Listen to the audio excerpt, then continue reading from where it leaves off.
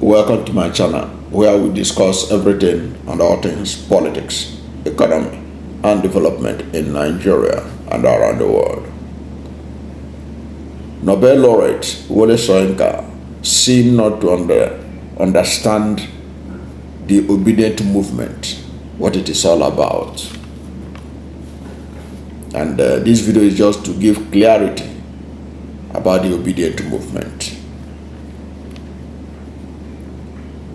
As we all know, the obedient movement referred to supporters of Peter Obi, the presidential candidate of the Labour Party in the 2023 elections.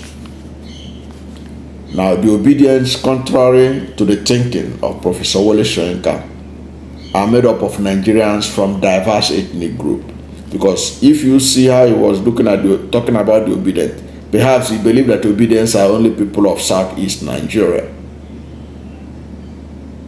He was looking at it as he said that they are divisive, because if you understand that it is a pan-Nigerian movement, perhaps you would have known that they are not divisive. They are not as divisive as the candidate he supported, Bola Ahmed Tinubu, who ran on Muslim ticket, who ran on a Melokon, it is my turn, it is Yoruba turn. You would have known that the obedient movement is not based on ethnicity or religion, because both people of diverse faiths and religion, diverse faiths and ethnicity, they belong to the obedient movement. And the obedient movement is an amorphous movement. It's not as if there is a register. I can tell you that for free.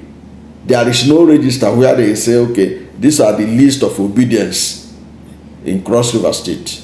These are the list of obedience in Imo State. These are the list of obedience in Lagos State. It's an amorphous body.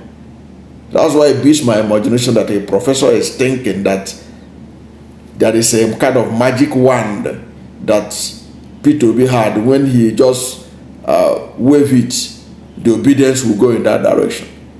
Even the obedience do tackle Peter Obi himself. There are things Obi will do, they tackled him. I remember I was among those who tackled Peter before even going to visit Soyinka in that particular meeting that Peter Soyinka was taking advantage of now. I kicked against it. I said, because I know where Soyinka stands. Soyinka is in bed with the Bola Ahmed Tinubu camp. So nothing you can tell me that will convince me. That meeting was as meaningless as it is up to today. Another one was the one the Peter Obi went on a so-called conciliatory meeting with this fella's son, Femi Kuti. It was another unnecessary destiny that I know will achieve absolutely nothing.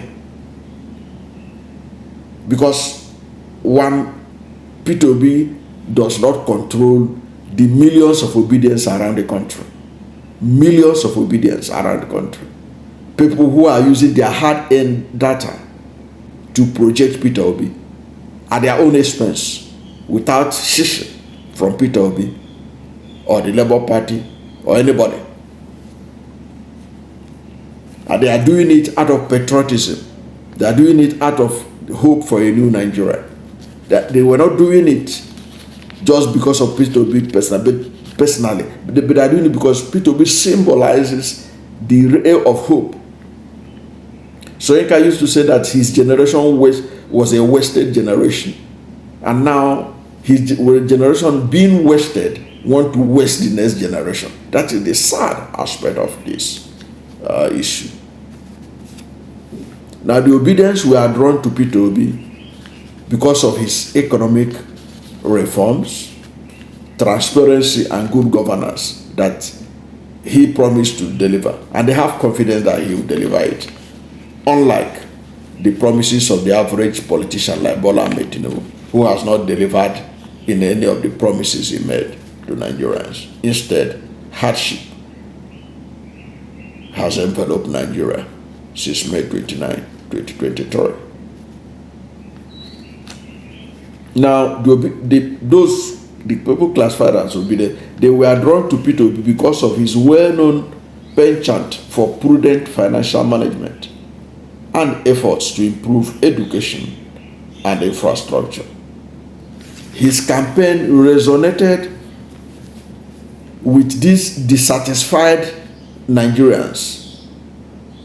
These Nigerians are dissatisfied with the traditional political establishment, which led to substantial grassroots movement that became known as the Obidients. The Obedient movement is characterized by its strong presence on social media. In fact, it was that strong presence in social media that made people think that the Peter Obi has no structure. It was when the Obidients took to the streets and occupied the streets of Lagos and many cities across Nigeria, the message was sent clearly that do not take Peter Obi for granted. And Peter Obi shocked them in the last election. If that election had been free and fair, you and I know who won it. The Obedient movement is characterized by its strong presence on social media, where supporters actively promote Peter Obi's policies and campaign messages.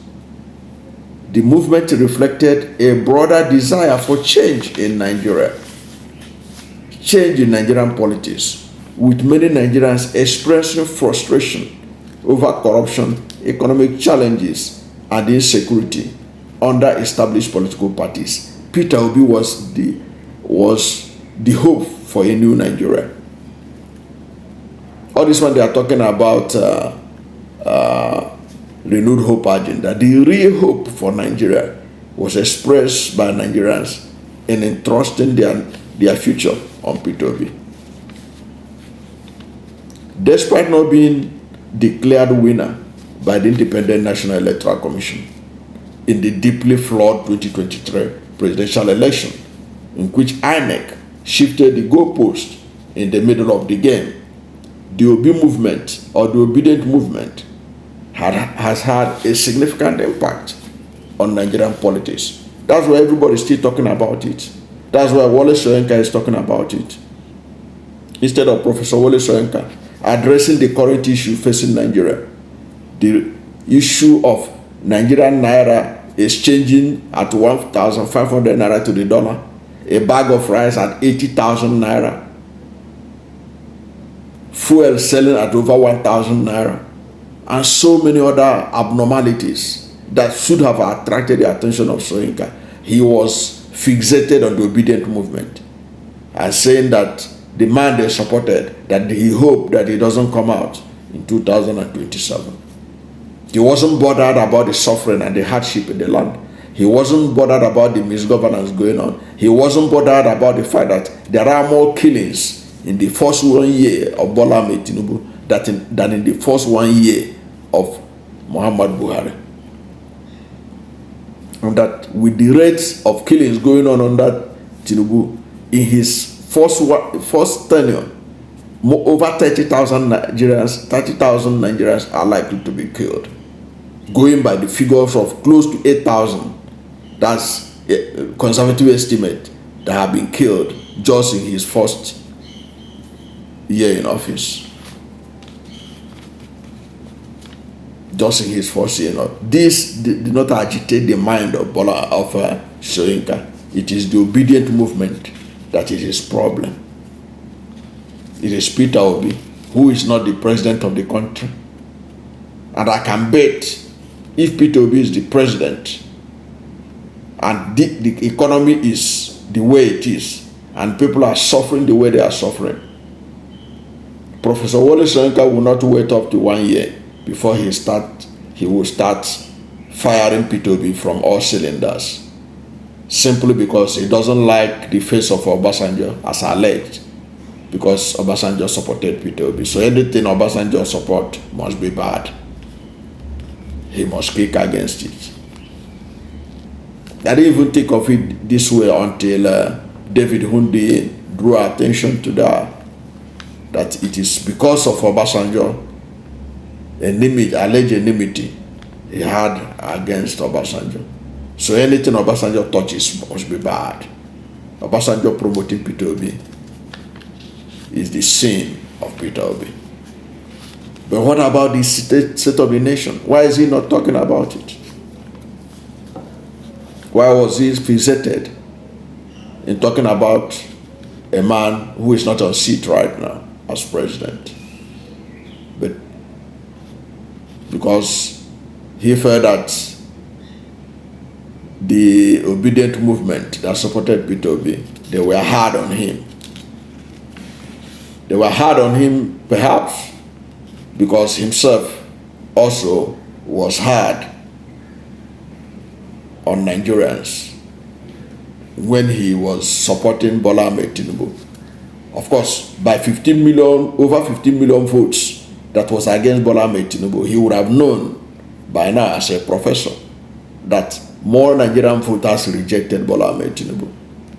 So if you come out in the open to support Bola Ahmed Tinubu, you should be able to know that you're going to have a backlash. And that backlash are not only the Obidients, other Nigerians from other political spectrum who detest APC and their presidential candidate. So it's not everybody that's on social media is an Obidient. It's not everybody that is against Bola Ahmed Tinubu's policies and programs is an Obidient. If you look at it from that perspective, then every Nigerian is obedient, because most Nigerians detest what the APC has done in this country, the hardship they have spread, the killings they have tolerated, and all the maladministrations that are very glaring for even the blind to see. So one thing that Soyinka didn't understand is that the Obidients don't set out to attack anyone, except when the person supports the rotten establishment that has destroyed Nigeria, irrespective of ethnicity and religion. If you support the establishment, if you come out to come and defend the reason why 1,500 naira is now to the dollar, why the bag of rice is 80,000, if you come out to defend it, if you come out to tell us that Bola Ahmed Tinubu won a free and fair election, there is no way you will not collect. You will collect. As they say in local parlance, people will come after you because they know the truth. They know who they voted for. It's not Peter Obi that is telling them to do it. They know. They were the ones that lined up in the election. They were the ones that were talking to their neighbors. They were the ones living in Nigeria. They are the ones feeling the pinch. So the Obidients do not attack anybody. But if that person aligns himself with the establishment that is notorious for inflicting hardship on Nigerians, that person will collect. Because the youths who their future are being destroyed by the government, they are the ones that have gathered around Peter Obi, ensuring that they put the government of the day on their toes. You can realize that today now, the Obedient movement is probably the only opposition in Nigeria. Forget about the PDP. Forget about the Labour Party. These people are in bed with APC. And now there is even no clarity about the difference between APC and PDP. Because look at the national chairman of PDP, Damagu. Look at Ganduje. All of them. In fact, Edwin Clark the other day was saying that they are in bed together with Yes Owike to be allegedly terrorizing the governor of River State, Fubara. So where is the difference between APC and PDP? That's why the only opposition in Nigeria today is the Obedient movement and the man they support, Peter Obi. No other opposition exists in Nigeria that is credible. And I think that is why they are fixated on the Obedience.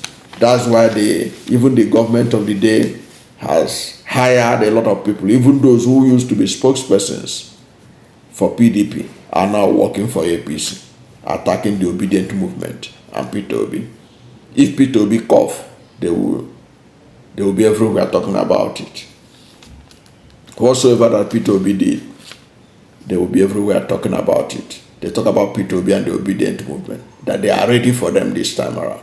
Why? Because the Obidient movement is the only opposition left in the country.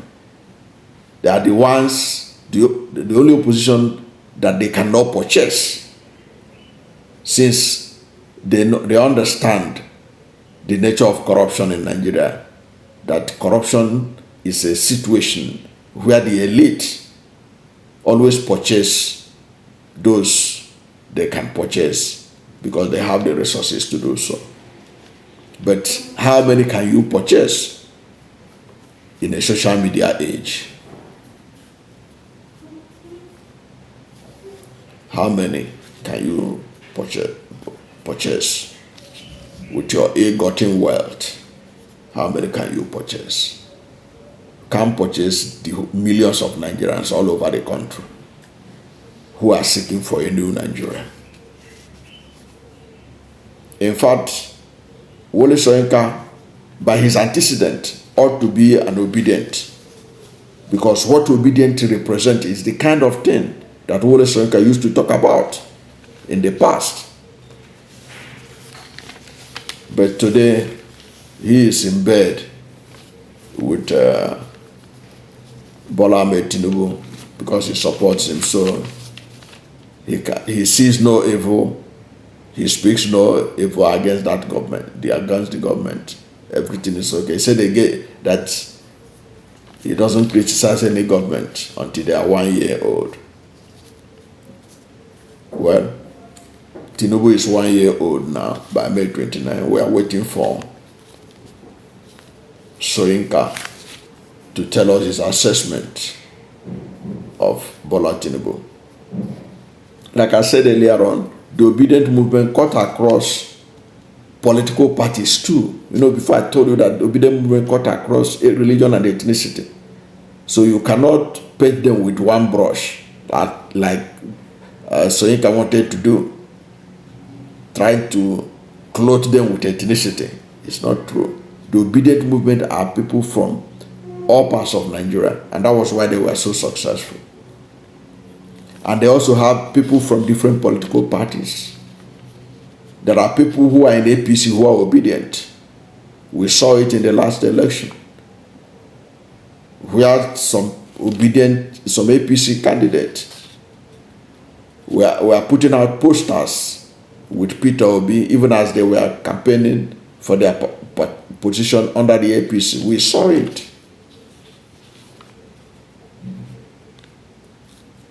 So the Obidient movement is far bigger than what Soyinka is thinking about, and it is not something that one man can easily control. And as I said, if Obi goes wrong, if he misfire, like all this negotiation now that is going on, if Obi submit himself to be below Atiku, let's say, as they are some people are suggesting that Peter Obi should be vice president to Atiku Abubakar, and that after Atiku will do 1 year, if Peter Obi succumb to that kind of thing, he will collect from the Obidients. I can tell you from the feelers I've gotten, even from reaction of people on this channel, he will collect if he ever does anything like that. In any case, it is strongly believed that the presidency should remain in the South until 2031 at least. So Peter Obi cannot be seen to be subservient to Atiku Abubakar to say he's going to be vice presidential candidate to Atiku Abubakar in PDP, or to even believe that he can be able to outmaneuver Atiku Abubakar and get the PDP ticket if he returns back to PDP. PDP that is in the pocket of Atiku Abubakar. There are two people who are sharing PDP now in Nigeria, Atiku Abubakar and Wole Soyinka. They are the ones that control PDP. And that of Wole Soyinka is that his legs, one of his legs is in APC, one is in PDP. So there is virtually nothing you can tell me about disobedience that I don't have an idea of in terms of what they are likely to do. The Obidients are not going to tolerate Peter Obi playing second fiddle to Atiku Abubakar in 2027 election. It's either you build it around Peter Obi or you don't even build anything at all. Because it is Obi that Nigerians have hope on and not Atiku Abubakar. Atiku Abubakar's time is over. His ambition is over, should be over, if truly he's a statesman and love this country. He should rally support for Peter Obi, and he will have the support of the Obedient movement in doing that. But if it is as is scheming to be a presidential candidate in 2027, and then let Peter Obi come and support him, be behind him, I think he's wasting his time. And if Obi support on that kind of thing, I can tell you for free, Peter Obi will collect from the Obidients. Thank you for watching this video. And if you are new to my channel, you have not yet subscribed to my channel, please subscribe to my channel. Hit the subscription button, hit the notification bell. When you subscribe to my channel and hit the notification bell, anytime I have a new video, you'll be among the first to know. God bless you. And please don't forget to like this video, because when you like it, Google will rank it high and recommend it for more people. Thank you, and God bless you and yours.